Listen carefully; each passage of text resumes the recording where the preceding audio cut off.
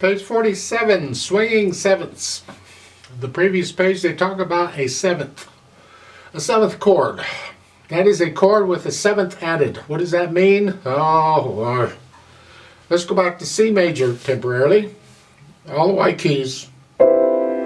We take a C chord. That's the first three notes built on C. It's every other note in that key signature. All the white keys. C chord. If I want a seventh, I simply add another note. Now I got four notes. And all that hoopla, that all you're doing is just adding another note to the chord in the key signature. That's all it is. And that's the idea of the seventh. Well, that's because the bottom and top notes, that's an interval of a seventh. 1, 2, 3, 4, 5, 6, 7. You're just adding a seventh to the bottom note. They're all thirds. That's a third, that's a third, that's a third.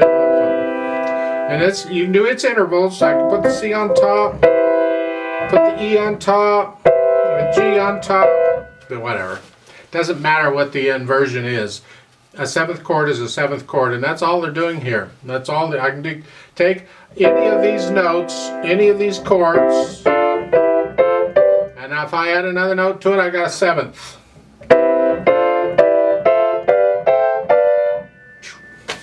There's more to it than that, but this gives you the basic foundation of what's going on. And if you can understand this, you'll be in a better position to understand all that other nonsense they're going to throw at you later on. So get this first. Just know you take a chord and add one more note to it. That's a seventh. Now, you don't have to play all four notes. We can leave notes out. It doesn't matter. You can leave any of the notes out. Of course, if I leave the C out, then I've got this. That's a different chord. So I probably kind of need the C. That helps to identify the chord, but I can leave the E out. I can leave the G out. If I leave the seventh out, it's not a seventh anymore. So I guess I need these two notes, but I can leave either of these notes out, or both. In this piece, you got these sevenths throughout the left hand. Right here at the beginning, you got a C, an E, and a B. Well, we're not using the G. That's a seventh. Then all we do is we go up another one. Again, we're not using the A here. That's all we're doing. All of these are seventh chords. Go down to the third line. Now you got this. Well, again, this time we're leaving out the D, because we could have done that, but now we're leaving out, it's still a seventh chord, we're just leaving out the other note. And we're leaving out those notes. See, we left out that note.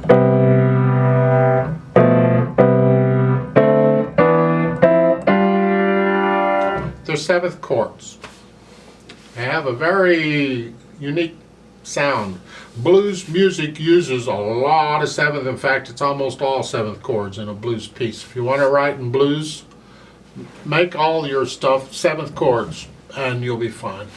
Now, swinging sevenths. Common time or 4/4 time. No sharps or flats. We're in the key of C. Fine. At the beginning. 1 and 2 and that's tied. Hang on to it. Next measure. 1 and. You're coming in on the and. 1 and 2 and 3. 1 and. And that's pretty much the rhythm. Go to the second line. On the first ending, you're here. 1 and 2 and. You're just in this position. Because then when you repeat, you're here. You're just one down. In the second ending, you're coming down here. It's the same pattern as one note down. And then cross over to the 2. So the third line, 1 and 2 and 3 and 4 and 1 and 2. Then you get this pattern at the end of these lines, or whatever. Let's go down to the bottom line here. 1 and 2 and 3 and 4 and 1. Then you do that again, sort of. 1 and 2 and 3. Now here, and then come down here. So it's 1 and 2 and 3 and. still a 7th chord. It's just a broken chord now. We played them one note at a time. Isn't that cool? Left hand, you have the chords. I prefer a 5-4-1 because really the chord is this, and I'm saving. I don't use 3rd finger on those. When I'm only a 3rd apart, I use 4th finger. It's just a fingering style that I use and that I teach. There's nothing wrong with using 3rd finger if that's what you want. But I think 4th will serve you better if you'll get into the habit of that in the future. And that's all you're doing on these chords. Till you get down to the bottom, the last couple measures, then they're broken chords here. And then you got treble clef, you come up here. Same notes up here, and then the last note is that C way down here. Put the hands together. What could go wrong? 1 and 2 and 3. See, the hands are not playing at the same time. 1 and 2 and 3 and 4 and 1 and 2 and.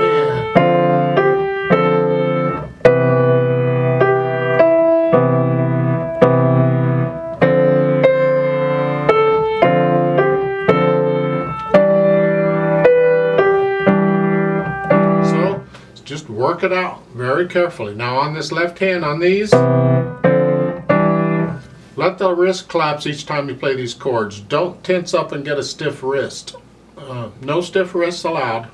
Relax. Let the wrist, you can't see it very well out here, but each time the wrist is collapsing as I play these.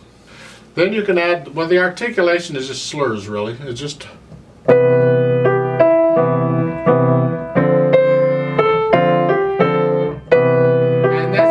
hand. The left hand, you're just playing it.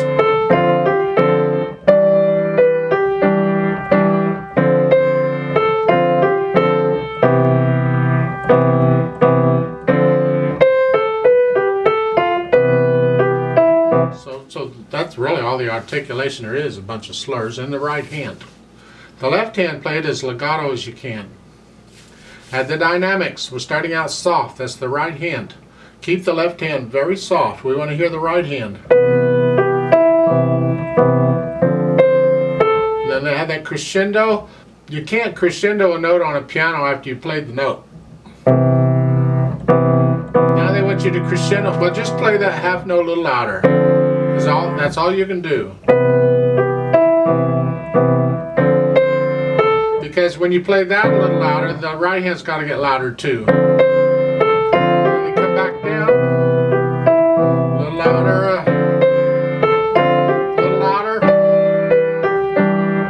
Softer. It appears to me that each time we move, we go up, we get a little louder. You hear the first measure, you hear the second measure a little louder, now a little softer, a little louder, a little louder, softer. That seems to be what they're doing. Okay, whatever. Third line, or the last 2 measures, second line, you're getting softer. Each one of those gets softer, and you go back down to a soft, go all the way down to soft on both of them. Because on the third line, now you can medium soft, you can go up a little bit.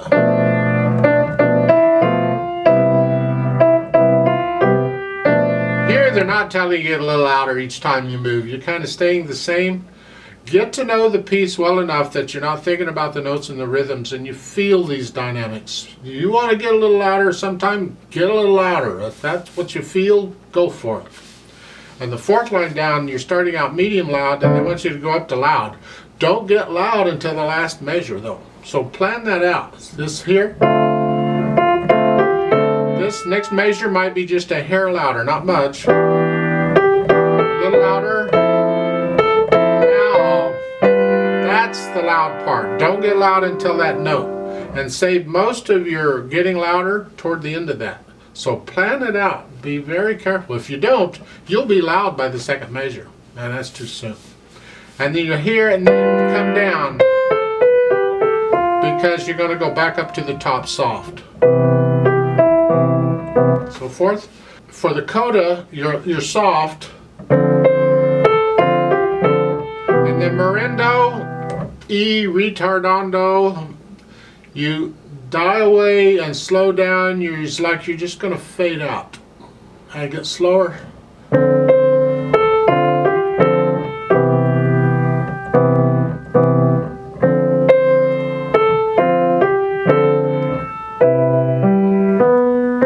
Keep slowing down here and here. Now, I suggest on the last two measures here that you play that B in the last measure with right hand, not left, here. This way your left hand can go down here and play it without any silence, anything. And it's a lot more comfortable than having left hand do both of these. The right hand didn't do anything, so let it help out. So I suggest the right hand plays that B.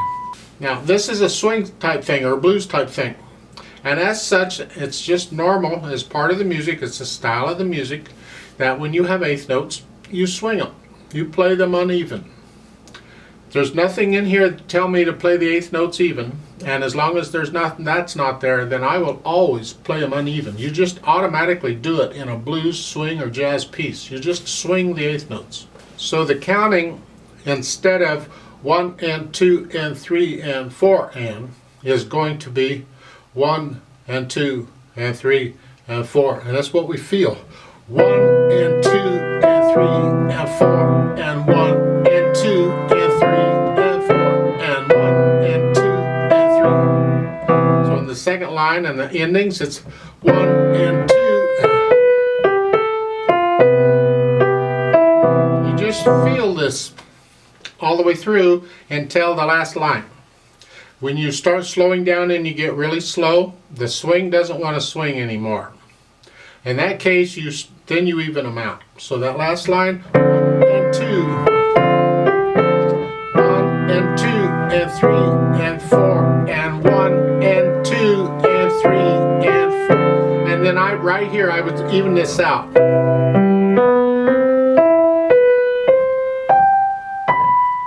Here, just even them out and play them even. It's my suggestion. Then we add the pedal to add the overtones and to connect things and make it more legato. We don't pedal everything, of course, but we pedal most of it. And it's going to be overlapping pedals, so it is legato. So the hands do their thing first, and then the pedal follows afterward. So at the beginning, I'll push the notes down and then the pedal, and then I'll play the measure. And when I play the notes in the next measure, I'll change the pedal after I do it.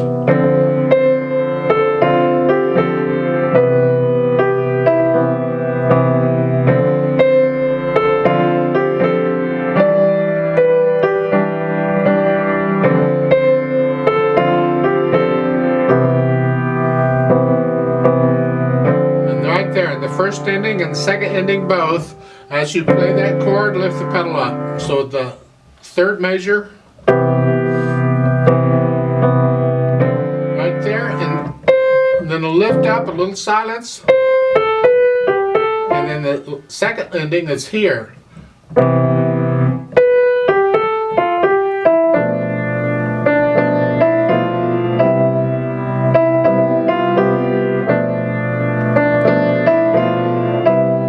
I find that a little mushy. I tend to, if it's mushy like that, I might change the pedal, like on the last beat of each of those measures. So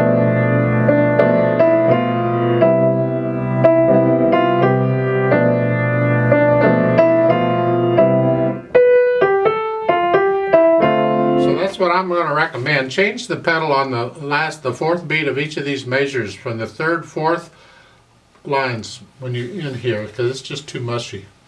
Then the last line, the coda down here, softer, slower, and then let all this run together. It's all the same chord, all the way to the end, and then hold that out for a little bit. Now, I'm not sure what they're doing here. I think they've got another error, and that is that the fermata. And the last at the end for the left hand, they're holding the fermata on here. This means you would hold that out indefinitely And then when you're done with it, then you can go ahead and play that for 2 beats and then stop. That's not usually how it's done. The fermata is saved for the last note. So I recommend you move that fermata in the left hand to the C, from the B to the C. So the B, hold two beats, 1, 2, and then play the C immediately and hold the C out and let that run out there. So I think that's an error actually. I think the B belongs, or the fermata belongs on the C. Now, speed-wise, it's a slow swing feeling. Don't get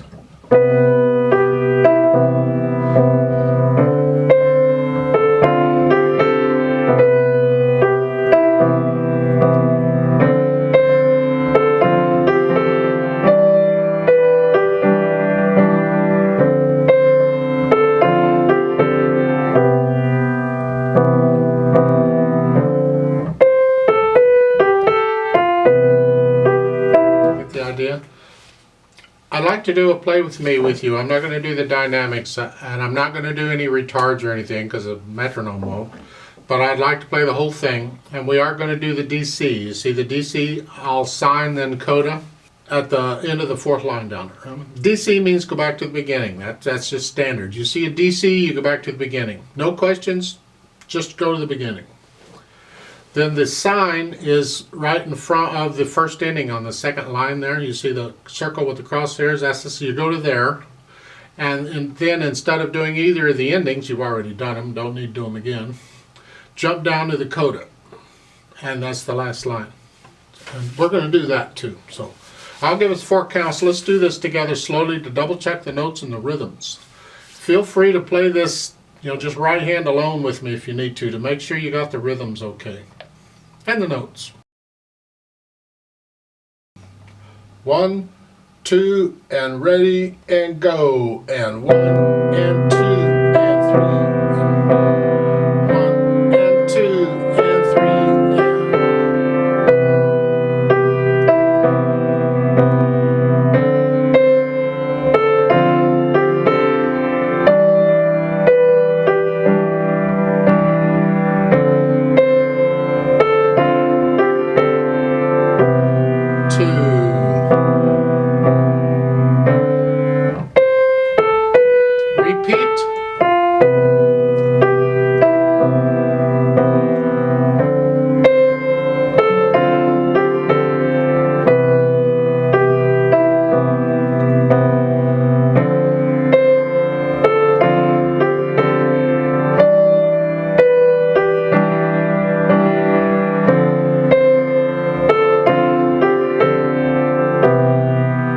Second ending.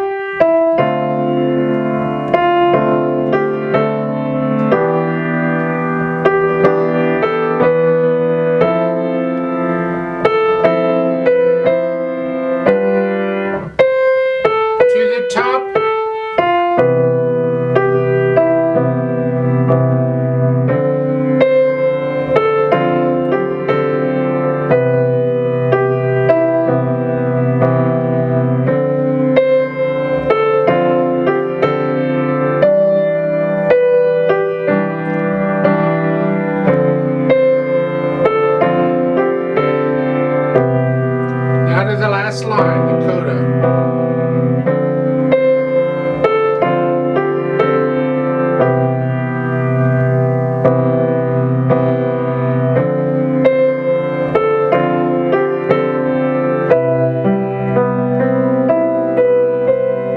One, 2, 3, 4, hold.